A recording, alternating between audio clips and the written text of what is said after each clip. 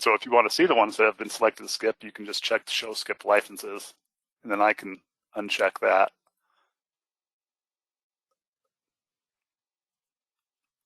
Okay, then we have our default, which is those who have registered within the last 2 years.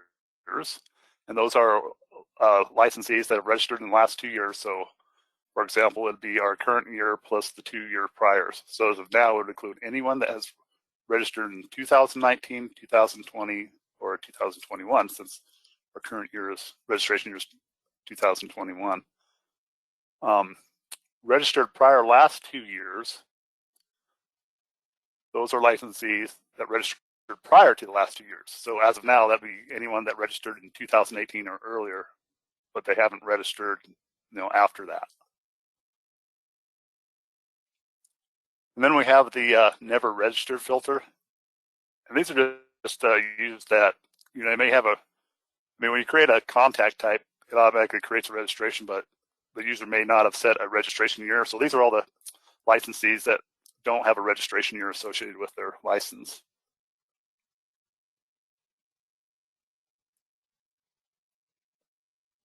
Okay, next I'm going to show you how the reminder emails work. So as I said, you can send a notification email to your licensees saying, okay, heads up, it's time to register for the upcoming year. And to do that, we have this first column has some check boxes, and that's how you select the people that you want to send a email to. So you can select them individually, or you can do a select all. Now, if this is filtered, say that we only select a certain license type, and we do a select all, it's only going to select those that have been filtered. It's not going to select everybody. So if I clear this, you can see not everybody's selected.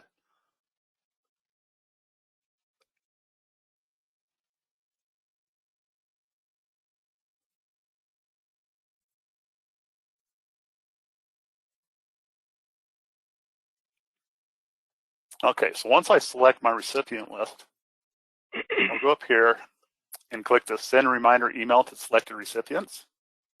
And this is going to pop up a window, and the reply to is just the no reply email address that the user will see when they get the email. You need to select an email subject.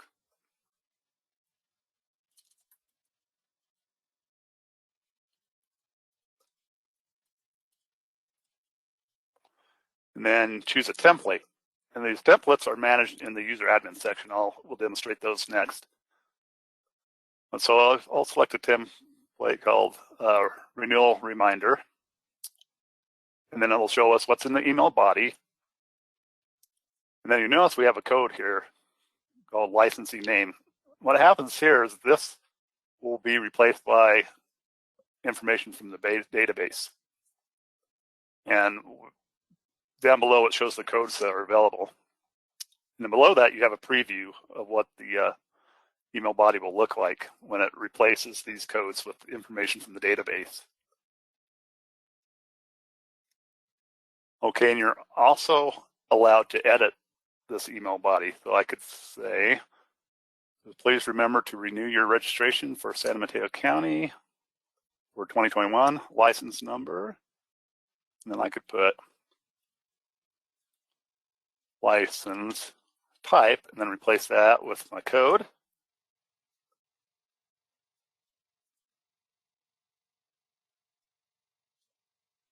And then if you hit refresh email body button down here, your preview will update.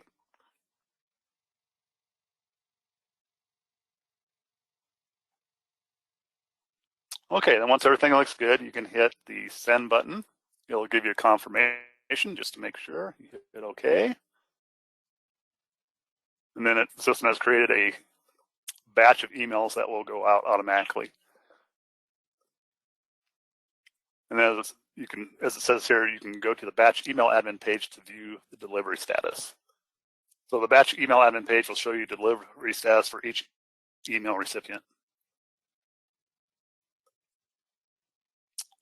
Okay. And another thing to note is once an email notification has been sent, the system will not allow the user to select that recipient again for an email blast for a minimum number of days. And currently that's set for 15 days. As you can see in the select column, you can no longer select those licensees that I just sent out to because we have to wait 15 days. And then over here, we have a last reminder column that tells you the last time an email was sent to that licensee. Any questions so far?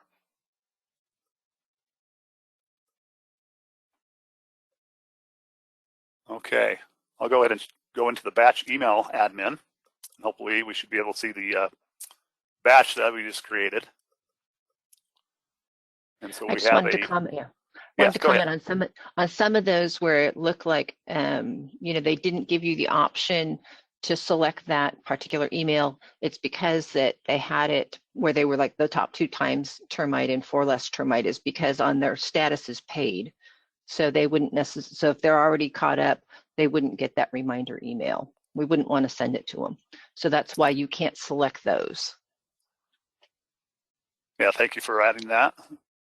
Yeah, so it's either depending on the status then, or if they've had a email sent within the last 15 days. Okay, so if we go to the reminder email batches, so this grid has a row for each batch that was sent. Now you can expand these, and then within these batches, it'll show you each of the email recipients. And then it will tell you status, and both of these, it says were delivered. They really weren't delivered to those emails because we're in a test environment. So let me see if they actually delivered them to me. Yeah, so here is what one of the emails looked like. It actually came to my inbox. I don't know if you all can see that or if it's too small. But we just have a, there's the subject line that we entered in, and then here's the email body that we selected.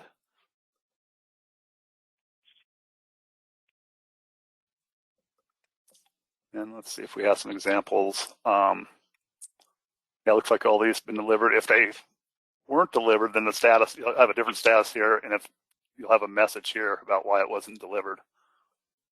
And then we also have a delivered date.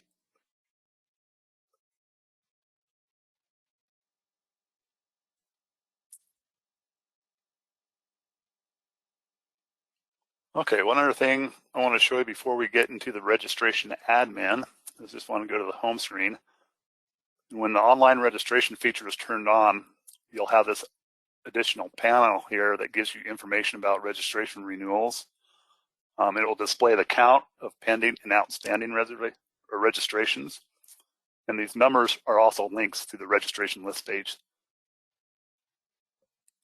So if I click on the number for pending, it'll actually take me to the registration list page, and it will automatically filtered by the pending.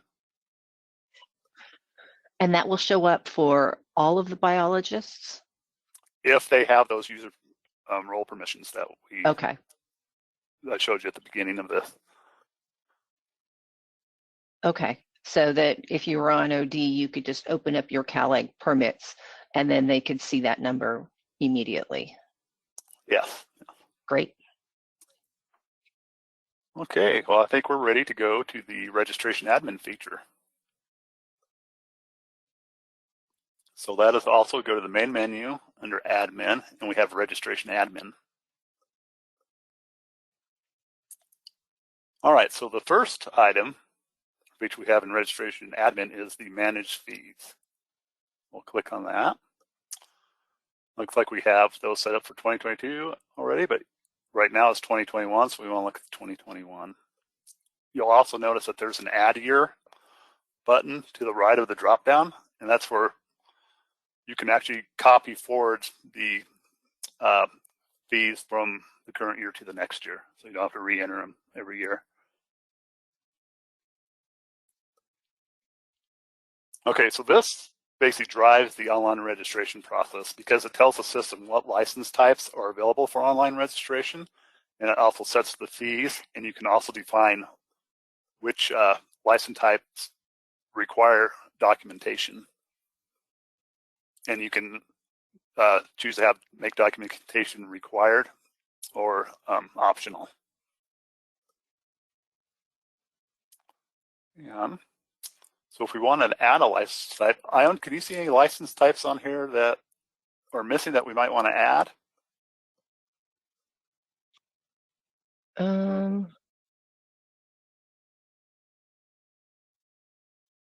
Just for demonstration purposes? No, yeah, I don't know if we want, but we would want to differentiate between the structural pest control, branch 1 and then branch 2 and 3.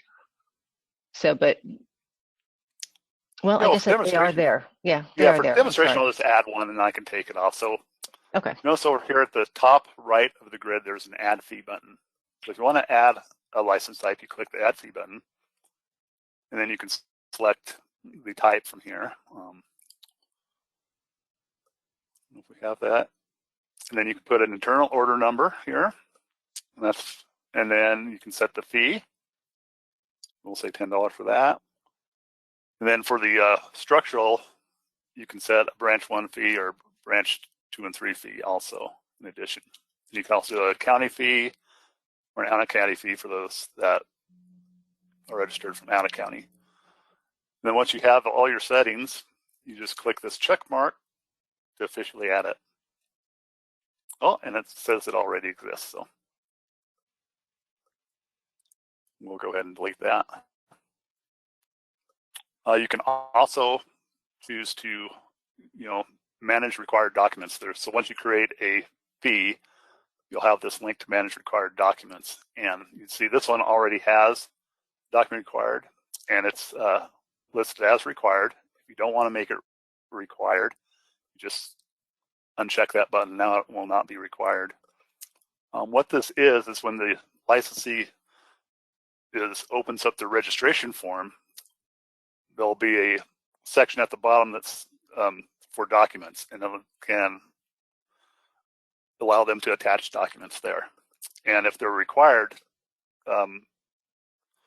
you'll get a validation error if they try to submit that form without the required document. To add a document, you would just add a document name and then click the Add Document button. Then you can choose to make it required or not. Or if you want to remove a document from the form, you can just click Remove.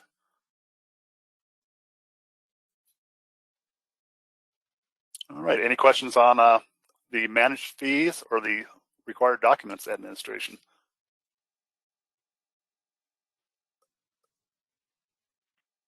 As we're adding those, would we need to link the documents onto there, or is that just asking that they have those? I don't quite remember. No, that's just going to tell that form, the form for this license type, that they can add a document there, and it's going to put a control on that form for them to attach a document. Okay, for them to attach the document. Yeah, it's kind of just telling. It's just configuration for the system, basically. Is all you're doing. Okay. Okay, well, we'll move on to the managing email templates. So if we go back to our admin screen, we have a link here to manage email templates. And we already have a couple templates created. So I can, if I want to edit one, I can select an existing template. And then you can edit, the name, that's just template name. And then here's the body that will show up in the email. And as you can see here, you have these codes that will be replaced by information from the database. And right now, currently, the 3 codes we have available are listed right down here in the lower left-hand corner under codes. We could add more of those if required. But to make changes, you can just set edit and hit save. Or if you want to add a new one, you can add a new one. You just give it a name. And then you can put email body here.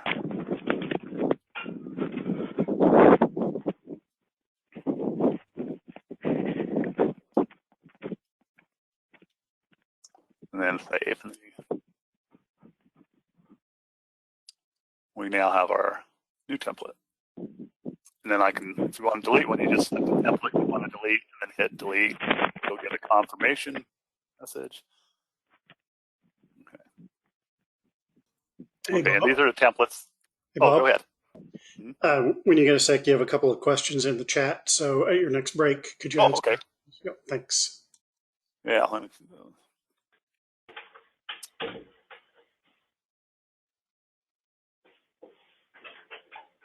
Also, you want to take a break in about 7 minutes? I can take a look at those.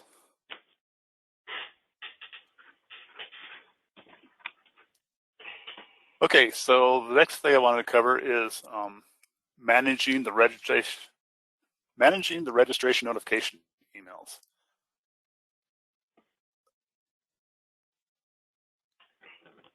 Okay, what this does, it allows you to manage which county users receive system emails.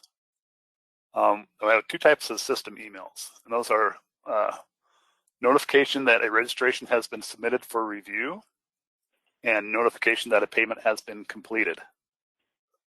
And so basically what this will do is you can select an option from the district dropdown. You'll see we have a option for no districts. What this will do is these recipients only receive notification for licensees that are not assigned a district. We have all districts, and these recipients receive notifications for all licensees regardless of the district. And we have if you select a specific district, these recipients only receive notifications for licensees assigned to that district. So in order to receive the system emails, you have to have some assigned users. And so once you select an option from the dropdown, you'll then get a list of available users that haven't been assigned, and you can just move them over there. And it automatically saves. There's no save button or anything. Once you move it over, make a change, then the system automatically saves that.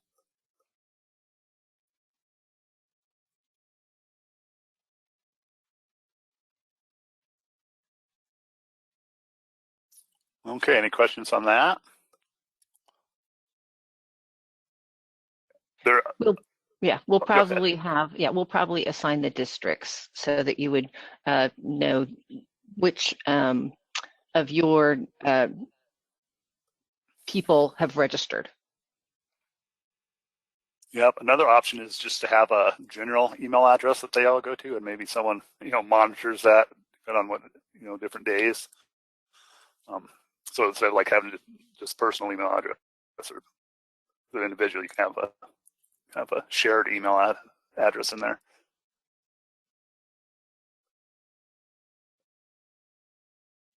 Okay, and I guess the last thing I want to cover with the administration screen before we take a break here so I can answer questions is the registration year switch over date.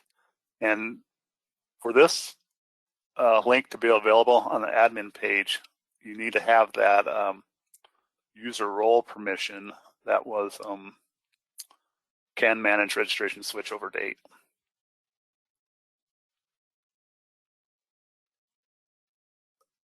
Okay, what this is, this kind of is used to calculate the prior registration year, the current registration year, and the next registration years. For example, this is set for 12/1, so that's saying right now our current registration year is 2021. Once we hit December 1st, the current registration year would then go to 2022. And the next year would be 2023, and the prior year would be 2021. And this is going to affect who shows up on your registration list also, because that's based on current registration year.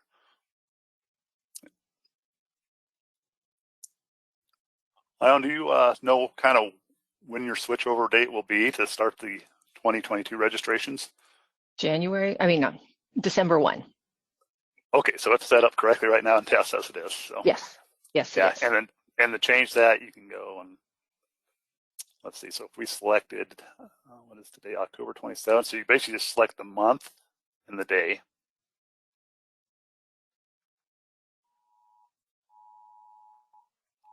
Okay, as you say, now our years have changed because since today A is the switchover date.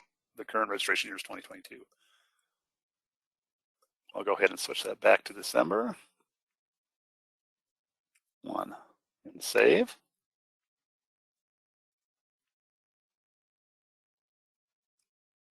Okay, should we take a quick 10-minute break and I can answer any questions that came up? And So for that changeover date, so if we have anybody who needs to register in December, for December of 2021 instead of for the next year, is there a way for us to manually yes, you will do that the that manual way that you do currently. So you okay, go to so we would contact just go into admin and yeah, you and select register them that way. Okay. there. Yeah, so that's what you would have to do if we've already switched over.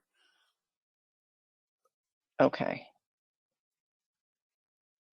Thank you. You're welcome. Okay, I got to figure out how to get my GoToMeeting to pop up again so I can go full size. I can see it.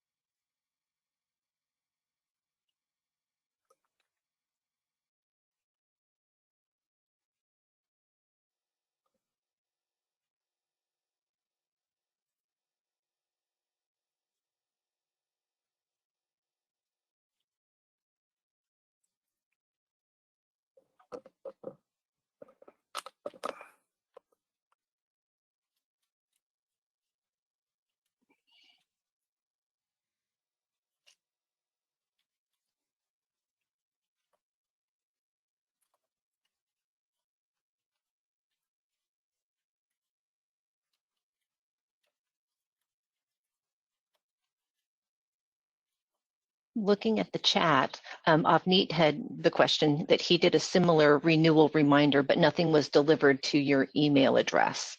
I believe that's because it's a test system. And yes, so that's correct. I was going to respond to that. But yeah, it's a test system, so we don't actually send the emails out. They actually just come to mine and John's email box right now. And then we have a question about what is the internal order number? And that's, I mean, John can explain it better. That's kind of for internal accounting purposes, and it's optional. Yep. So the internal order number is something that Santa Clara wanted.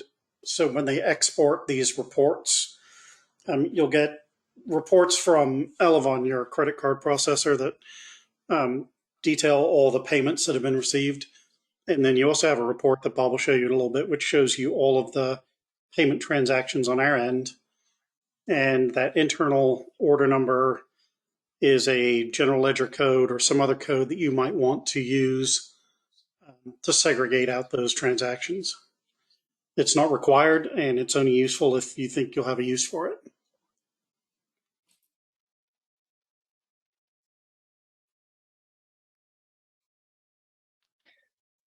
I think that might help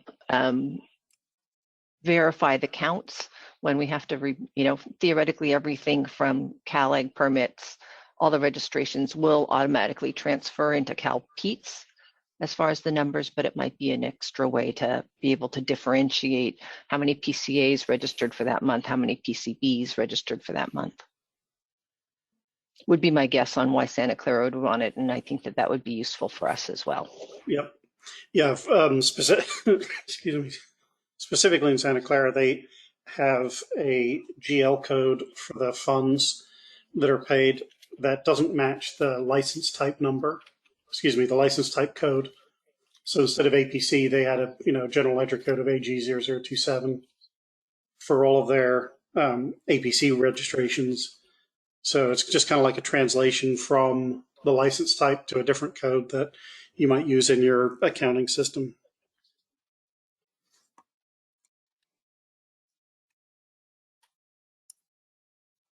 All right. Are there any more questions before we move on to? I want to show you what the web user or the licensees see when they're registering.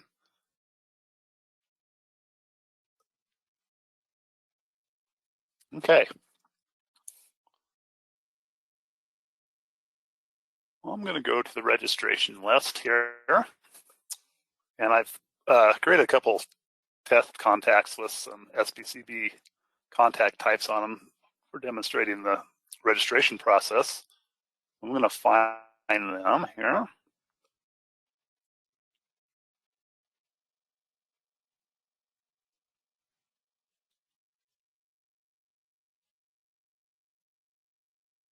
All right, so I can see this list here.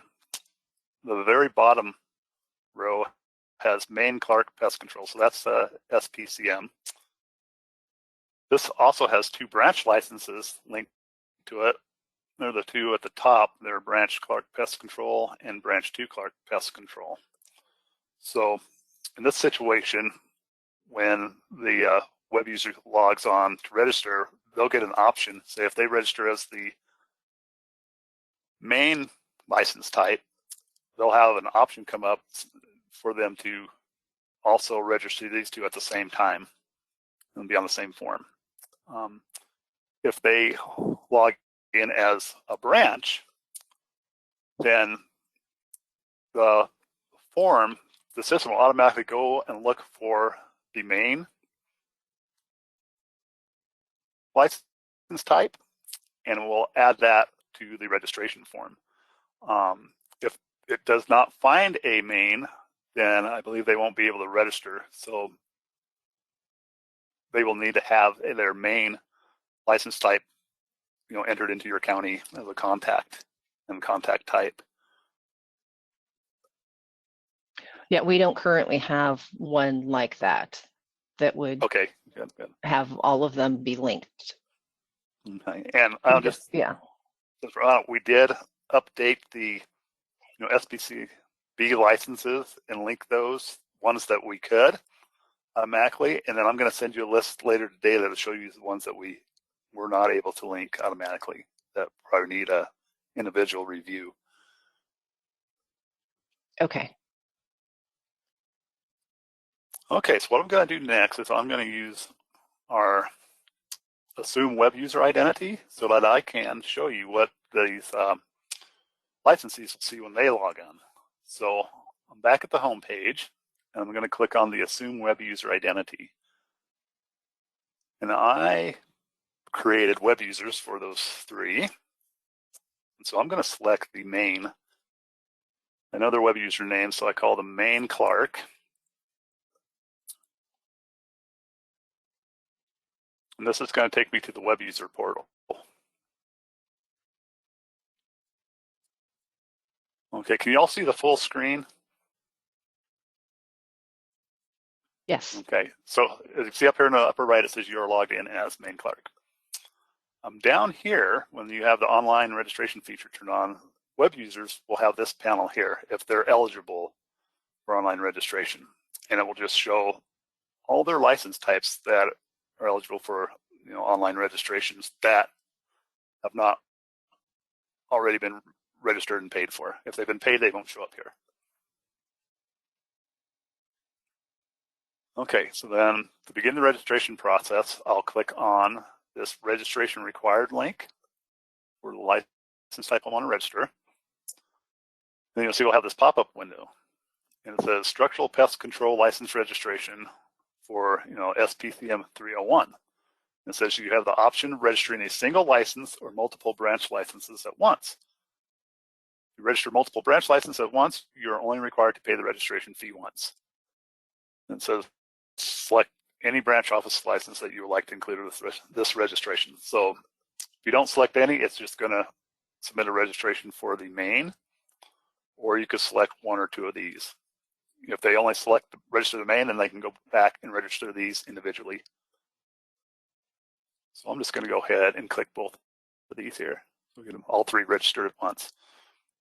Then we click register, and this will take us to the registration form.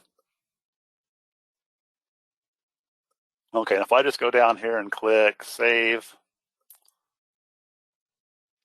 it'll tell me which errors, validation errors, things that are missing. You say we need to attach a copy of our registration form. We need a copy of the STBR1, list of operators, field representatives. And we also need to check the branch or branches we'll be performing work in. So It's not even going to let me submit it until I add those required fields. I'm going to say we're doing work in branch 2 and 3.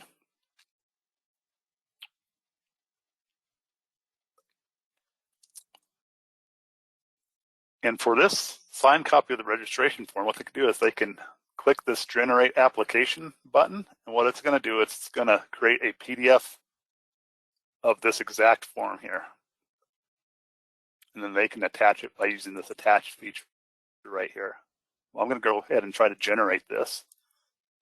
Okay, so I still have some information that's required is missing. So it's asking for an address.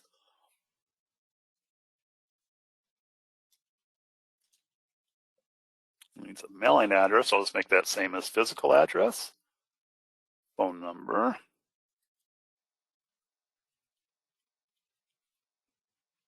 And the OPR information.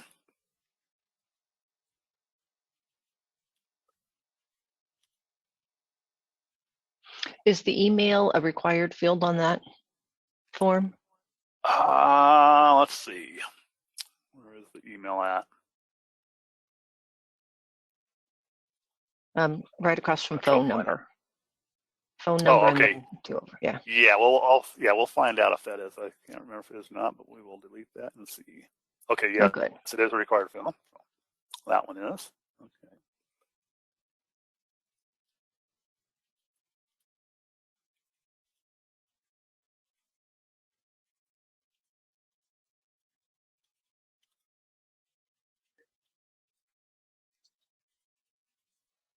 Okay, so yeah, so then we have, you notice we have, it starts out, this is the top part is our main office, and then it lists the additional branch locations that we selected down here. So we have to put information for here too.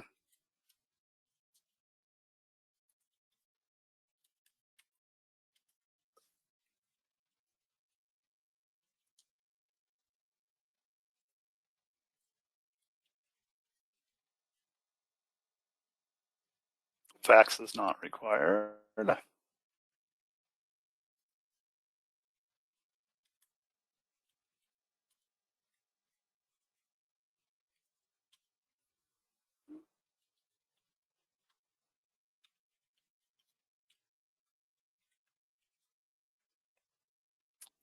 More information here.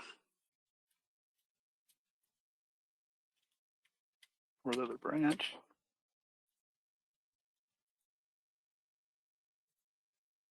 So if they change any of the mailing address, will that automatically update CalAgPermits, or is this a completely separate form? This is separate. This is just a form, yeah. So it will not update their, say, the contact information in CalAgPermits. So we would need, the biologist would need to go in and change the information in CalAgPermits, their contact. That's correct. They could go page. into the, they could go into contact admin and make the changes there, edits there. Okay, just like before, the registration is a completely separate document. Okay, thank you. Yeah. Just to clarify. You're welcome.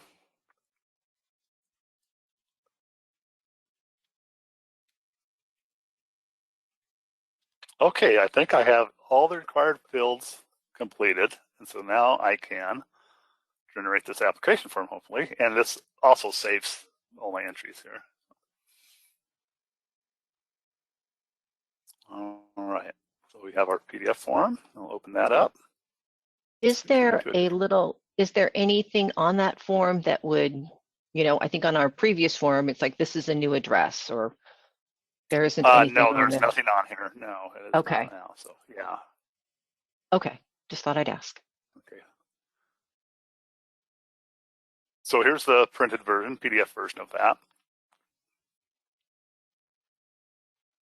You see we have our main office information, and then below we have our branch office information. So the idea for them is they could sign this and then take a photocopy, scan it, whatever means necessary, and then attach it to this form. So I'm going to go ahead and do that. I'm going to grab that document. Okay, so do that. I'm going to hit this attach link. Get and so you can either select the file or you can drag and drop it, which is what I'm going to do here. And then we now have this form in PDF format attached to this record. And you can view again, or they can choose to replace it. So I'm going to try to save again. Oh, so now it's saying, please attach a copy of your FOR SCRB1. And it's saying this because in our managed fees section, we check that as required. If that required checkbox is not checked, then these wouldn't be required. We wouldn't get these errors here. You can make these optional. So in order for me to submit this form, I need to attach that. So I'm just going to, I don't actually have one of those forms, so I'm just going to attach the registration form to it. Yep. Okay, then I'm going to say form is complete and submit to county. Gives me a confirmation.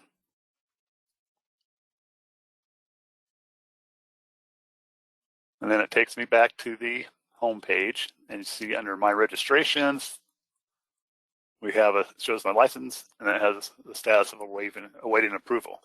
Now this is where in the admin screen where we're managing email recipients, this system will generate an email and go to those recipients based on if this user's assigned a district or not a district and who's in those different categories. Let me see if I got an email from the system. Yeah, so I'll show you what the email looks like, current state. I don't know if, probably, so it says in the heading, registration renewal request needs review, and then it just gives them information in the message, or gives you information about the licensee, and then it also has a link here that whoever receives this can just click on this link, and it'll take them right to the review screen. So I own those email samples I sent you are of these, automated system emails that go out just to see if you need to make any changes or customization to the email body or subject line.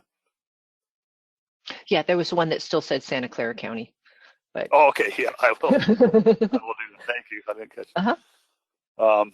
Okay, so this is the review form. So that's one way to do is click on the link in the email. The other way to get here is if you're logged in as a county user, which I'll have to go resume my county user login. I can just click on this link to take me to the pending. And this is the one we just submitted, Clark Pest Control. It says waiting approval. So I'm going to go ahead and click on awaiting approval. We have this form here.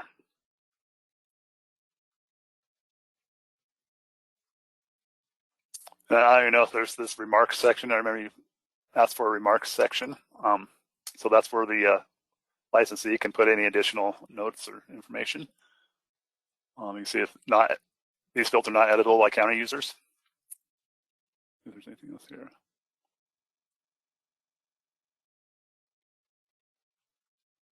And so this is for the county user to review this information. If all looks good, you can select to approve, or you can reject it. And I'll do that just so you can see the email that will go out to the user. Here's where you can view the attachments that they've added to here. So you just click the view, and it brings up their form, and it should bring up their signed form.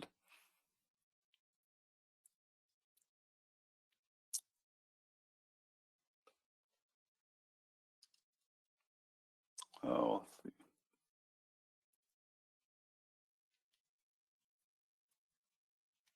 So this is the one box that the county users can edit.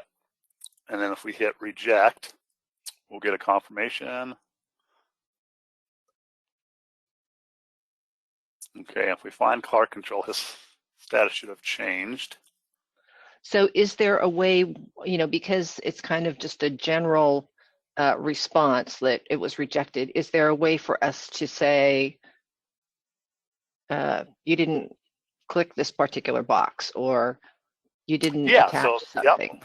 that would be in. So let me just go open that up again. So I can, you can see here it's listed as rejected under status. You can click this. And so here's your review notes, right? So those should show up in the email. I just got the email for that. So what you put in the review. Well, okay, no, I'm sorry. This is just, yeah, so what you put in review notes, they'll see that when they open it up. Here's an email that would be sent to that licensee. And it just says, you know, registration renewal request requires corrections. Please go to the web portal to make the required corrections to your registration form. Yeah, so I'll show you if we go there. So I put these notes in here. I'm going to go assume that web user ID again. So I'll go to the home, assume web user identity, and select their web user name. They were Maine Clark.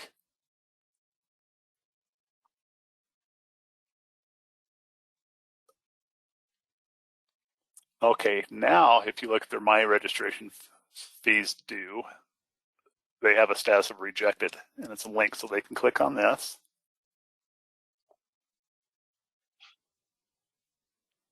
And then here are the review notes from the county user. Okay. Okay, so they'll go back and, you know, make adjustments, and then they can submit it again.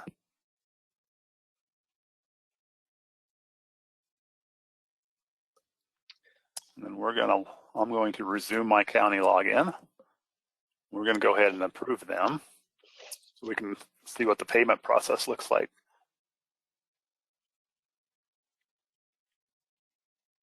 I'm just going to select check show only registrations pending review. And now I find there's Clark Pest Control. I'll click on the waiting approval link. I'll go in here and click approve. You can also generate this PDF form, but it's attached here also.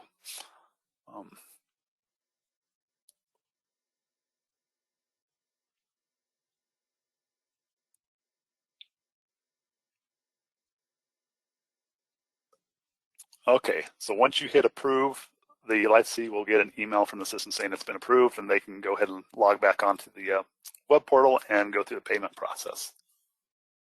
I'm going to demonstrate that now, which means I have to go and assume a web user identity.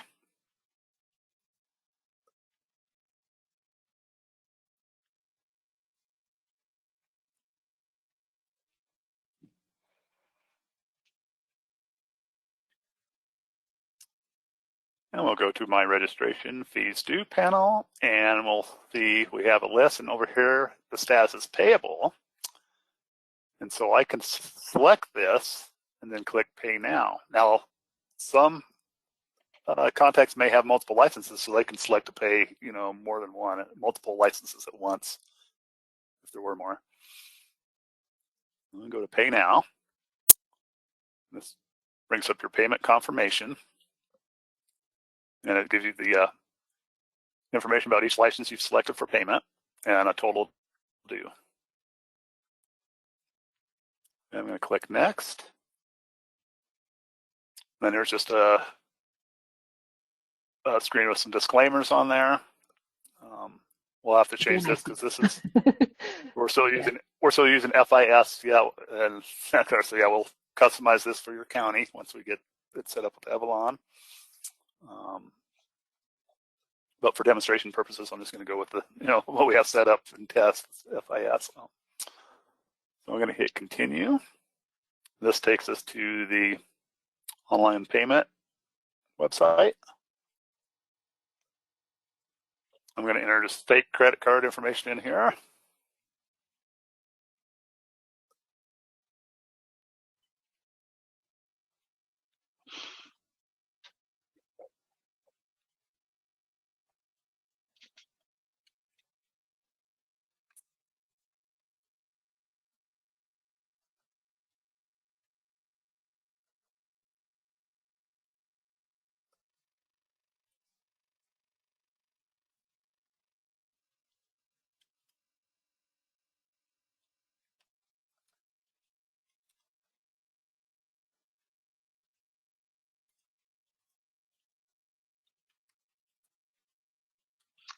So with this, that that the registrants will be scanning their own documents. So that will take a step out of the OD biologist, where you won't have to be doing any scanning because everybody's going to upload it themselves.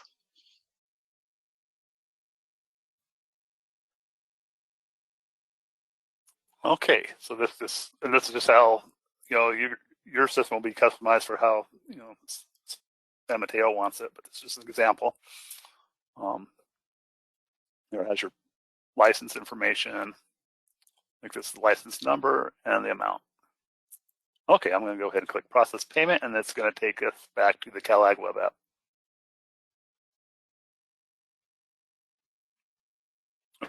After I hit finish.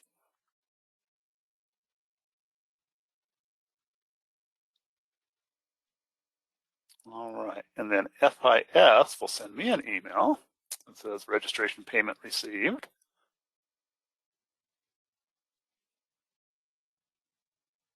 So the biologist doesn't have to do anything to generate that receipt for them. They would just print it out. Or, yeah. Themselves. Okay, so this is the email that CalAgPermits generated that will send to the biologist saying, okay, they've paid up to date. And the one that FIS sent me is this one. Just has kind of their information here. Of course, yours will be from Avalon.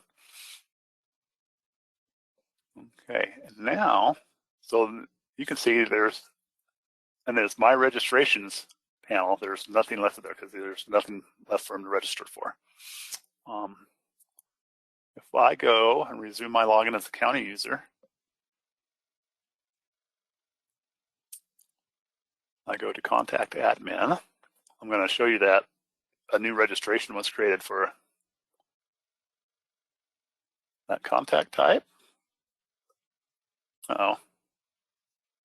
What happened to my stuff here?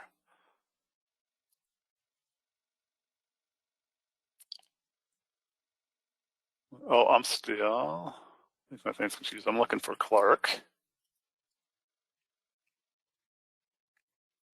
So we had the main branch or the main office and 2 branches, right? So all 3 of those should have 2021 registrations.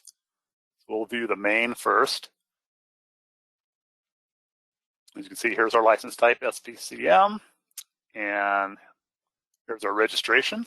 You can see it's for effective date is today. The expiration date is December 31st, that's default, and we're for registration year 2021. You can see that it's been paid, the registration fee, and that the payment method was online.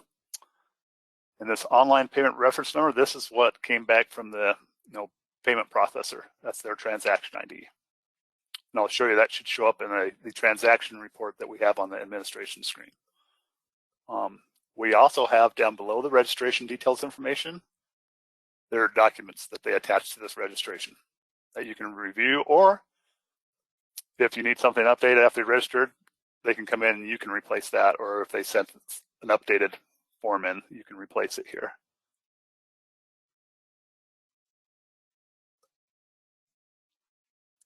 Okay, let me go back. And we should see if we select either of these branches, we'll see if they've got a 2021 registration also.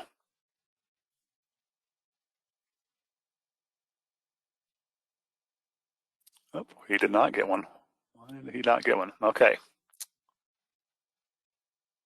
This one should have had a registration created. Okay, it did. It just took a little while to update. So you can see he's got his 2021 registration. It's paid online. Here's the same payment reference number, and here are the attachments.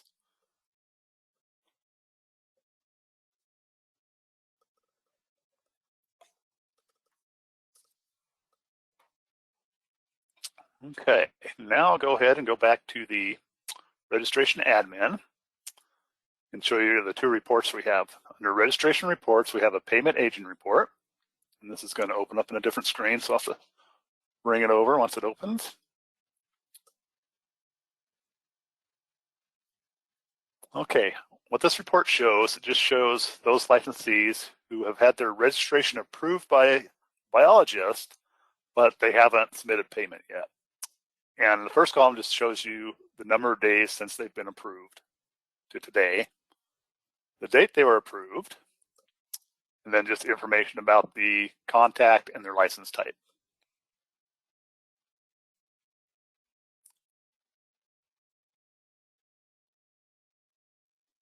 Are there any questions on this report?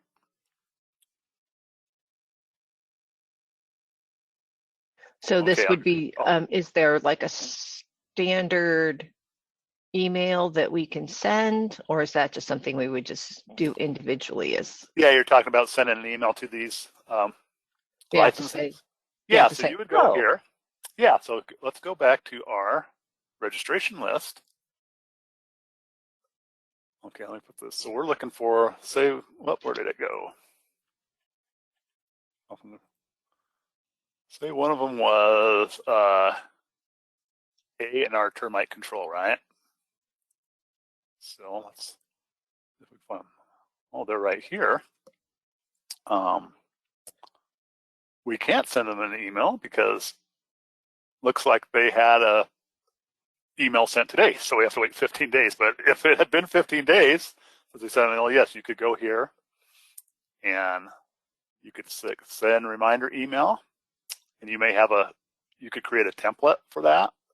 So what would be payment reminder? You may set up a template called payment reminder, and then you would select it from here, and then you can go ahead and send it.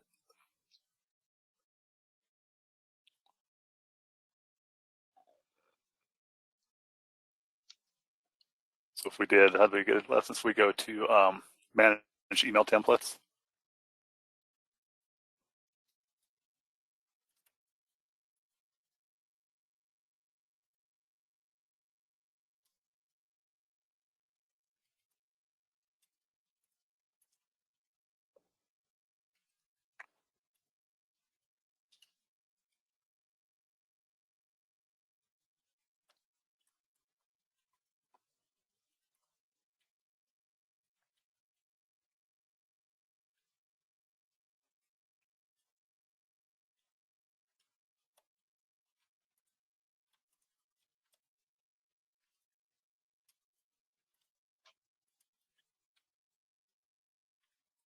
Okay, so I've created a payment reminder email template. so when those emails go out, it's the recipient will get it. Will they know that it's from San Mateo County versus Santa Clara County? Yes, because you're going to have a, I'll show you, there'll be a no reply email address in the sender box that your IT team will give us. So let's go back here and I'll show you where that pops up. So if we go back to our registration list, we'll say this person hasn't submitted payment. So we'll select Able Pest Control. We'll send reminder email to the selected recipients. So it's this right here. So that'll be, you will give us that email address and then we'll add it into there. Okay. Then here I can choose my new template that I created. Okay, so it has our payment reminder. And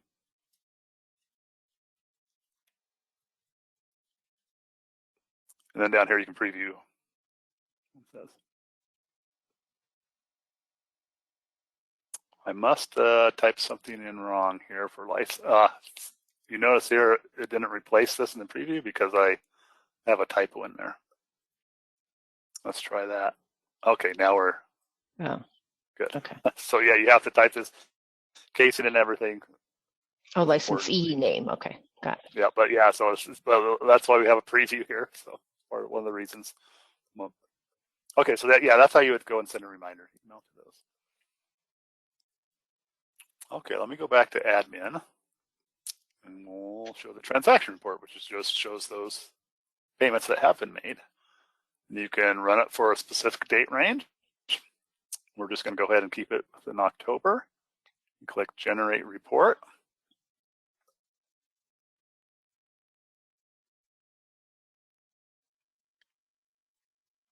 And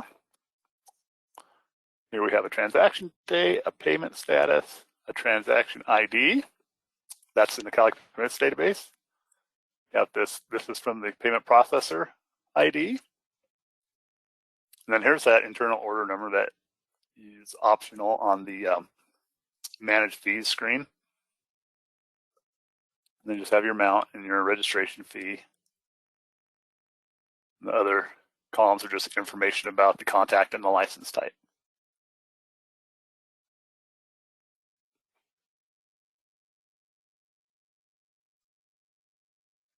Okay, and that's all I have for the for training session. I'll just open up to questions that you all may have.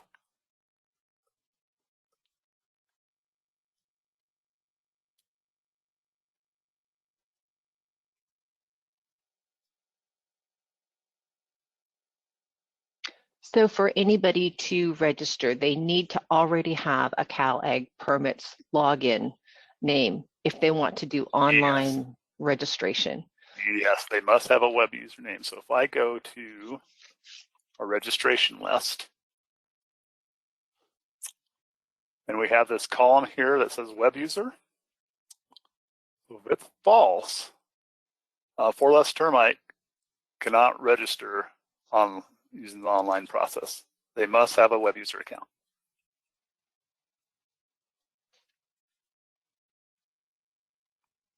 So for our annual letter, when we send it out, if they want to, they think, oh, it'd be great to do online registration, that we would need to, they would need to call us, and a biologist would need to set them up with a web username. So since everybody, that is correct. Yeah, so everybody who's already in CalAgPermits, because we've been submitting use reports, they're already in there. So you would just need to bring up their contact and just add them as a web user. Yes, I can demonstrate that. This is so you don't need to create a new you don't need to create a new contact for them, unless it's a brand new company. If it's a brand new company, then then you would. So but say we want to. Oh, go ahead. I'm sorry, Alan. Oh, go ahead. So please demonstrate that. That would be great. If we want to create a web user account for 4 Less Termite, I can just click on this link here. That takes us to the contact admin page with their contact information. And within the details section, there's a web user label. And if they don't have a web user account, this will say add web user. If they do have a web user account, it will show their web user name. Well, it's just as simple as clicking on that, giving them a username, and their email address, and then you save. Now they have a web user account. Yes, you want to make sure that you'll be able to send them that password. Yes, you want to copy that password. And then copy that password and send that to them. Yep. Another useful link is if you click on this, if they do have a web user account, you click on this, it will take us to their user admin page. And vice versa, we can go back. So you could go and look this person up through user admin. And then if you see if they're a public web user, you can link it to go to their contact info page. If you need to reset their password, you can also go in here and click the password reset. But before I send them back. Okay, then I can go back to their page.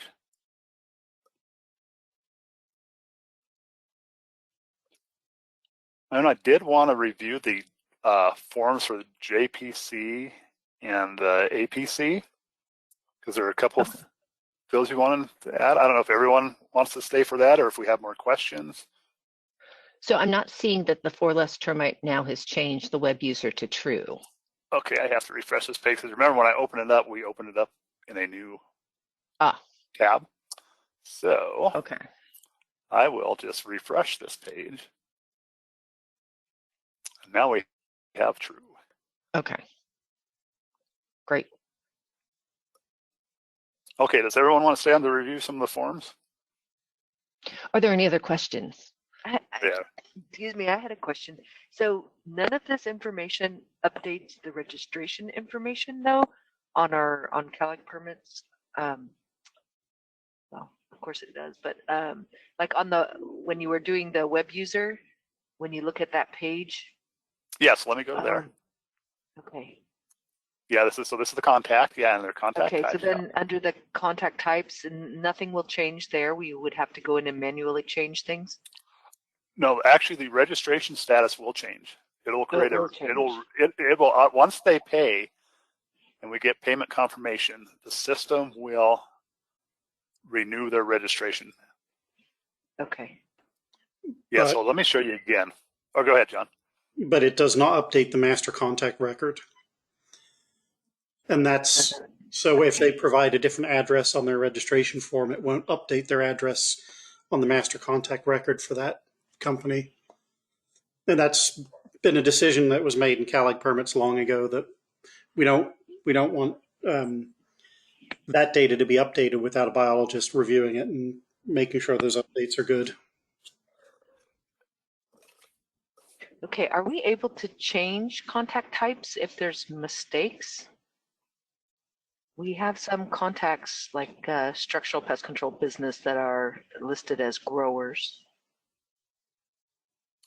Do we have an example? We could take a look at one. Do you remember a name or? Jenny, can you think of something off the top of your Find head? one? I think the short answer is it would be easier for you to remove the grower contact and add the structural pest control contact.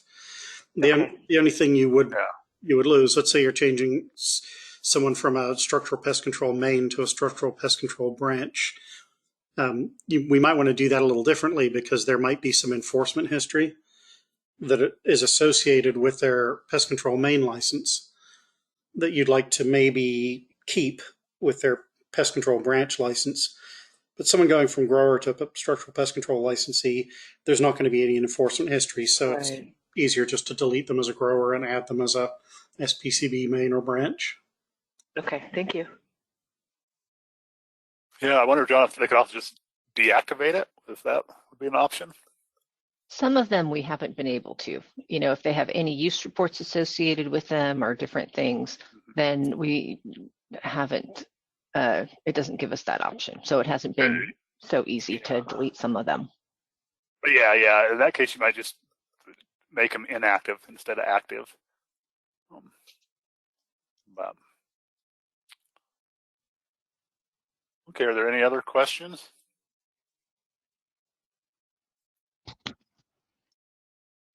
So hopefully this would, make it much easier to register people, because the office duty biologist wouldn't have to write out the receipt. We don't have to send documentation back.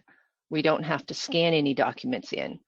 But it will probably take time. We still want to review the documents, check the addresses. And then the other part is if they don't pay, it's following up with the payment emails, because it's not all together in a nice stack. The registrant will have to come in and submit the documents and maybe review, correct the documents, and then the biologist has to approve it, and then they have to come back in and pay. So it is more steps on the licensee's ends. So hopefully most of them have done this with Santa Clara County last year, because Santa Clara County required everyone to register online.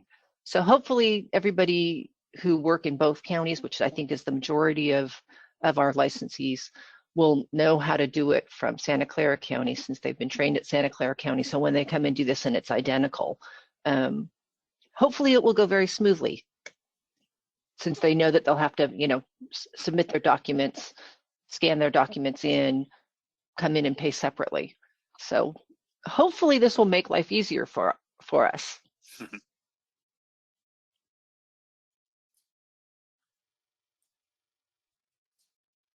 Yeah, I just want to emphasize it will be important that before you start, once we're live in production, to set up your fees and then your email distribution list. There's some good questions in the chat. Okay, let's look at the chat and review those. Looks like John's answered some of those. Okay, so me asked if the internal order number is similar to the business ID of the WM registration. I'm not sure what the WM registration is, or what that ID is. But Yeah, I think she's referring to the weights and measures number. Yeah, okay. it's really not similar to the business ID. The business ID would be a unique number for every business, whereas the internal order number is set by license type. So you can assign a different internal order number to each license type rather than each licensee. And in a sec, Bob's going to go over the transaction report, and you'll see where that comes out in the transaction report. Again, it's only useful if you need a different code in your payment reconciliation process than the license type. It turns out that Santa Clara already had a payment reconciliation process that used these codes, and so they just wanted us to replace the code in the report with the internal order number. We haven't gone through your reconciliation process in detail yet, so you may or may not need to use it at all. Yes, I'll just run that. I'll run that transaction report again. Let's see. It's going to pop up in my other monitor. So you could do that by start and end date, so you could limit it to just one day at a time. Yes, you can whatever time you want. Let's see if we have that in here. Yeah, so there's internal order number for those that license types that have one defined right there.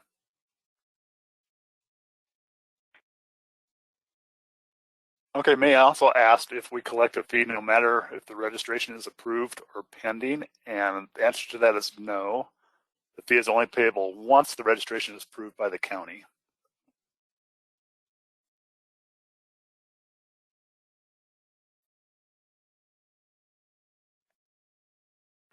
And then, Okay, Alberta, and May also. to give a little more detail on your question, Alberta, this transaction report is one of the two reconciliation reports. The other will come from Alavon.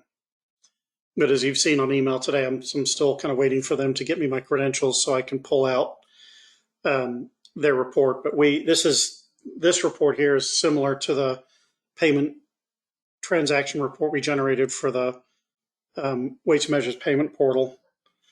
So hopefully we may need to make some small modifications to this report for you, but I'll wait till I can get into Alavon and get their transaction report, and then we can take a look at the two of them. Okay, that sounds good. Yeah, I think just having access to this report, we can address May's question about having access to payments on a daily basis, just because the county controller's office requires that we process deposits on a daily basis, because the money that's transferred from those payments are then tracked by the controller's office as those payments are being deposited into the department's bank account. Mm-hmm. And they, for now, we've been able to, stay on top of the payments received for weights and measures because we have access to those reports. And so that's been very helpful to be able to stay on top of that. And so we just need to make sure that we have this, same type of reports available for these registration fees. Yep. And as Bob said, you can run this for a single day. So you could just run this at the end of every day and it will give you the payments that we've registered for the day. And then you can get the Alavon report and check the payments they've registered and deposited to you, and the two should match up. Yeah, perfect. Yeah, it sounds like, we'll pretty much mirror what we're already doing with weights and measures. So exactly. Yep. Work fine.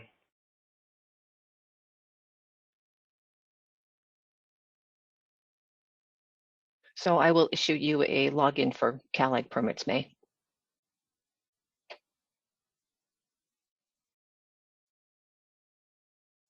Okay, I don't see any other questions in the chat that we haven't answered.